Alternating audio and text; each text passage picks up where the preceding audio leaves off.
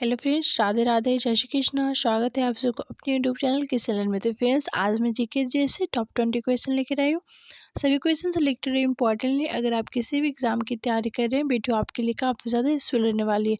तो friends, video के last तक जुड़े रहिएगा। अगर मेरी चैनल आपको हेल्पफुल लगे तो सब्सक्राइब जरूर कीजिएगा। तो चलिए हम लोग चलते हैं पहले प्रश्न की ओर से। मेरा पहला प्रश्न कह रहा है कि श्रीनगर शहर की स्थापना किस शासक ने की थी। श्रीनगर जो शहर है उसकी जो स्थापना हुई थी वो किस शासक ने की थी। तो फ्रेंड्स, इसका जो सही आंसर है वो हो जाएगा अशोक। श्रीनगर शहर की स्थापना जो है अशोक शासक ने की थी। तो ऑप्शन से इसका सही हो जाएगा, ध्यान में रखना है। ओके, एंड नेक्स्ट है प्रश्न नंबर 2। प्रश्न नंबर 2 कर है कि ब्लैक पगोडा नाम से किसे जाना जाता है। ब्लैक पगोडा के नाम से किसे जाना जाता है।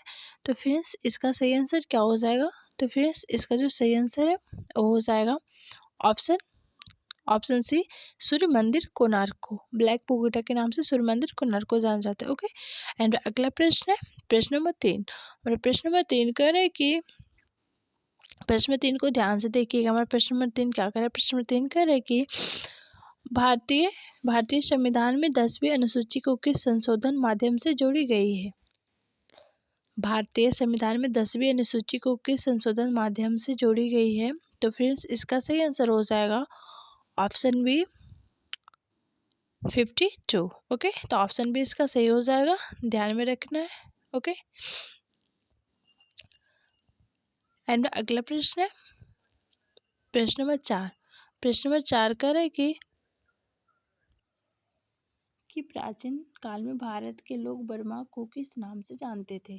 प्राचीन काल में जो भारत के लोग थे वो बर्मा को किस नाम से जानते थे। तो फ्रेंड्स, इसका सही आंसर हो जाएगा ऑप्शन ए, सुवर्ण भूमि।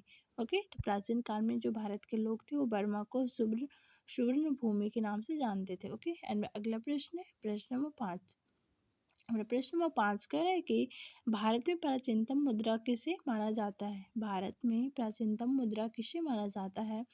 तो फ्रेंड्स, इसका सही आंसर हो जाएगा आहत सिक्के को।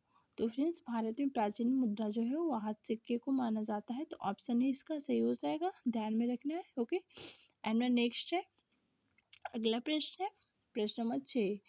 हमारा प्रश्न नंबर 6 करें कि प्रश्न में 6 करें कि भारत में सिक्कों का प्रचलन कब आरंभ हुआ। भारत में सिक्कों का जो प्रचलन है वो कब आरंभ हुआ। तो फ्रेंड्स, इसका सही आंसर हो जाएगा ऑप्शन ए 600 ईसा पूर्व में, यानी कि 600 ईस्वी पूर्व में भारत में सिक्कों का प्रचलन आरंभ हुआ था। ओके, तो ऑप्शन ए इसका सही हो जाएगा, ध्यान में रखना है। एंड नेक्स्ट है प्रश्न नंबर 7। प्रश्न नंबर 7 कह रहा है कि भारत में सर्वप्रथम स्वर्ण मुद्राएं किसने चलाई। भारत में सर्वप्रथम स्वर्ण मुद्राएं जो है वो किसने चलाई, यानी कि किनके द्वारा चलाई गई थी।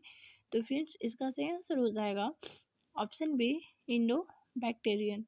भारत में सर्वप्रथम स्वर्ण मुद्राएं जो है इंडो बैक्टेरियन के द्वारा चलाई गई थी। तो ऑप्शन बी इसका सही हो जाएगा। ओके, एंड नेक्स्ट है प्रश्न नंबर 8। प्रश्न नंबर 8 कह रहे हैं कि निम्नलिखित में किसने सोने के सर्वाधिक शुद्ध सिक्के जारी किए। निम्नलिखित में किसने सोने के सर्वाधिक शुद्ध सिक्के जारी किए। तो फ्रेंड्स, इसका सही आंसर हो जाएगा ऑप्शन ए, कुषाण ने। कुषाण ने सोने के सर्वाधिक सिक्के जारी किए थे। निम्नलिखित में से। एंड अगला प्रश्न है प्रश्न नंबर 9। प्रश्न नंबर 9 कह रहा है कि सातवाहनों के समय में मुद्रा सर्वाधिक किस धातु के बने थे। सातवाहनों के समय में मुद्रा जो थी वो सर्वाधिक किस धातु के बने हुए थे। तो सीसा के। ओके, ऑप्शन इसका सही हो जाएगा। एंड अगला प्रश्न है प्रश्न नंबर 10। प्रश्न नंबर 10 करें कि निम्नलिखित में से किसने बड़े पैमाने पर स्वर्ण मुद्राएं चलाई थी। निम्नलिखित में से किसने बड़े पैमाने पर स्वर्ण मुद्राएं चलाई थी। तो फ्रेंड्स, इसका सही आंसर क्या होगा। तो इसका सही आंसर हो जाएगा कुषाण शासकों ने। ओके, तो ऑप्शन से इसका सही हो जाएगा, ध्यान में रखना है कि कुषाण शासकों ने निम्नलिखित में से सबसे बड़े पैमाने पर मुद्राएं चलाई थी। ओके, एंड अगला प्रश्न है प्रश्न 11। तो फ्रेंड्स, प्रश्न 11 को देखने से पहले अगर मेरी वीडियो आपको पसंद आ रही है तो लाइक शेयर सब्सक्राइब जरूर कीजिए एंड वीडियो के इन तक जुड़े रहेगा। ओके, तो चलिए अब हम चलते हैं प्रश्न की ओर से। मेरा प्रश्न में 11 करें कि अशोक के अधिकांश अभिलेख किस भाषा व लिपि में है। अशोक के जो अधिकांश अभिलेख है वो किस भाषा व लिपि में है। तो फिर इसका सही आंसर हो जाएगा ऑप्शन ए, प्राकृत व ब्राह्मी में। ओके, तो ऑप्शन ए इसका सही हो जाएगा, ध्यान में रखना है कि अशोक के अधिकांश अभिलेख जो है किस भाषा में है। और लिपि में है तो ब्रैकेट्स व व्राय में। ओके, एंड अगला प्रश्न है प्रश्न नंबर 12। प्रश्न नंबर 12 कह रहे हैं कि मेहरौली स्थित लौह स्तंभ का निर्माण किस सदी में हुआ था। मेहरौली स्थित लौह स्तंभ का जो निर्माण है वो चतुर्थ सदी में हुई थी।